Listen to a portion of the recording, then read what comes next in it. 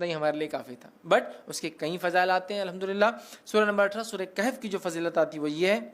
جو شخص اس کی ابتدائی 10 آیتوں کو حفظ کر لیں گا اور تلاوت کریں گا، دجال کے فتنے سے محفوظ رہیں گا، دجال کے فتنے سے محفوظ رہیں گا۔ اور سورۃ الکہف کی ابتدا میں نوجوانوں کا واقعہ آتا ہے جو اپنے وقت کے بادشاہ کی فتنے سے محفوظ رہے، جس نے اپنے آپ کو معبود، رب، گاڈ ڈکلیئر کر دیا تھا۔ پورا واقعہ نا، اصحاب کہف، دا پیپل آف دا کیو، وہ غار والے لوگ ہیں نا، پورا واقعہ اسی سے لفظ سورت کا نام بھی کہف آتا۔ سورہ نمبر 18 جو اس کی 10 آیتوں کا حفظ کر لیں گا اور اس کی تلاوت کریں گا، فتنہ دجال سے بچ جائیں گا۔ اور آپ کو پتہ ہے فتنہ دجال کیا ہے؟ فتنہ دجال وہ فتنہ ہے جس کے تعلق سے حدیث میں آتا ہے کہ آدم علیہ الصلوۃ والسلام اور نوح علیہ الصلوۃ والسلام نے اپنی قوم کو اس سے ڈرایا، حالانکہ ان کے زمانے میں آنے والا نہیں تھا، وہ آخری نبی کے آئے تک نہیں آنے والا تھا، ہے نا، اور آخری نبی کے دور میں بھی نہیں آنے والا تھا، ان کے امتیوں میں آنے والا تھا، اور وہ بھی ہر امتی پہ نہیں آنے والا تھا، جو زمانے کے آخر وقت میں رہیں گے،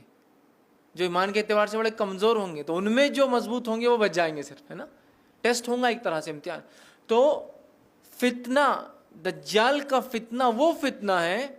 کہ آدم علیہ السلام، نوح علیہ السلام نے، اور حدیث میں آتا ہر نبی نے اپنی قوم کو اس سے ڈرایا ہے۔ اور جب اللہ کے رسول صلی اللہ علیہ وسلم نے علامت قیامت بیان کی نا، حدیث میں آتا، راوی کہتے ہیں فجر کی نماز کے بعد نبی اکرم صلی اللہ علیہ وسلم نے کہا کہ میں تم سے نہ کہتا تھا دجال کے بارے میں، تمیمہ داری جو کرسچن تھے، عیسائی تھے، وہ آج میرے پاس پہنچے 1 مہینے کے سفر کے بعد، اور انہوں نے مجھ سے ایک واقعہ بیان کیا، چونکہ وہ ایمان بھی لائے ہیں اس چیز کو دیکھنے کے بعد، اسلام قبول کر لیا ہے، اور انہوں نے دجال سے ملاقات کی ہے، میں نہ کہتا تھا تم سے۔ اور اس کے بعد نبی اکرم صلی اللہ علیہ وسلم سناتے گئے، راوی کہتے ظہر کا وقت آ گیا، ہم نے ظہر کی نماز پڑھی، پھر علامت قیامت اب بتاتے